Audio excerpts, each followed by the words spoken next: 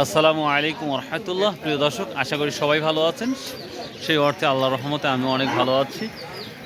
তো আজকে 2 মার্চ 2026 রোজ সোমবার আমরা নাজিরপুর বাজারে আসছি, কিন্তু আমরা বিগত হাট থেকে কিন্তু আমরা পাট দেখতে পাচ্ছি না। অনেকক্ষণ আগে আসছি কিন্তু পাট আর দেখা যাচ্ছে না, আর নাজিরপুর বাজারে পাট দেখার সম্ভাবনা নাই বললেই চলে। তো প্রিয় দর্শক, আমরা জানি যে গোটা বিশ্বে যে যুদ্ধের ধামাকা শুরু হয়ে গেছে। আপনারা জানেন আফগানিস্তান, পাকিস্তান, যুক্তরাজ্য, আমেরিকা এবং ইরান, সেই সাথে ইসরায়েল, যে যুদ্ধ শুরু হয়ে গেছে। সেই যুদ্ধের জন্য অনেকেই বলতেছেন ভাই দাম কি বাড়বে না কমবে, সেটার একটা ব্যাপার। এইভাবে কি দাম বাড়ার সম্ভাবনা আছে পাটের? তো আমরা যতবার দেখেছি বিভিন্ন দেশের যুদ্ধ যখন লেগেছে তখন কিন্তু প্রতিটা পণ্যের দামই ইনক্রিজিং হয়েছে, দামটা বৃদ্ধি পেয়েছে। এখন যে অবস্থা বাজারটা দেখতে পাচ্ছেন, আমার একটা বিশ্বাস বা আমার একটা ধারণা, আমি আমার মতন করে বলছি এটা, যে অচিরেই প্রতিটা পণ্যের দামটা বাড়ার সম্ভাবনা অনেকটাই বেশি। প্রতিটা পণ্যের দামটা অনেক বেশি হওয়ার সম্ভাবনা অনেকটাই বেশি, কারণ তেল যাই হোক সব কিছু দামের বাড়বে আমার মনে হয় যেটা। তো সেই সাথে অনেকেই বলছে যে ভাই পাটের দামটা আদৌ কি বাড়বে না, সেটা নিয়ে একটা কথা বলবেন। তো আমার অভিজ্ঞতা থেকে বলছি পাটের দাম কমার সম্ভাবনা খুবই ক্ষীণ, মানে কম। তো তো এখন এক সপ্তাহ গেলে আবার বোঝা যাবে যে কী অবস্থা।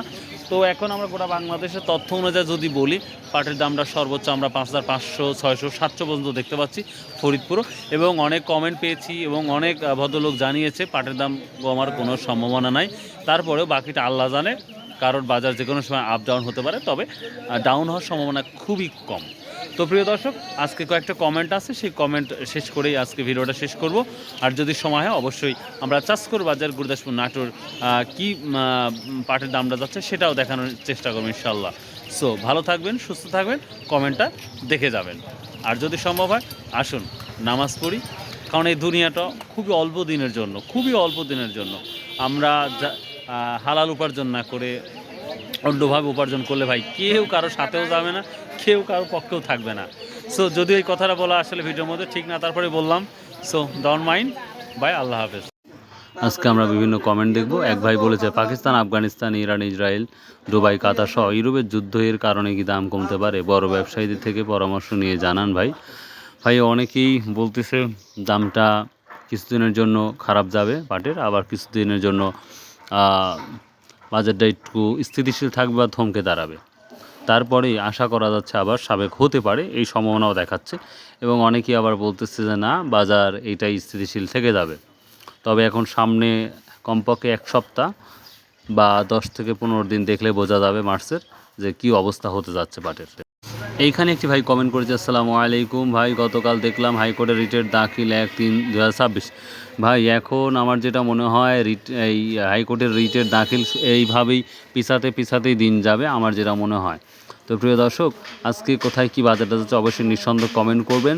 তবে আমরা কিন্তু গত হাটেও দেখেছি বিভিন্ন জায়গায় 5,500, 600, কিন্তু আজকে বাজারটা আমার মনে হয় যে একটু ঢেলাঢালা যাওয়ার সম্ভাবনা আছে।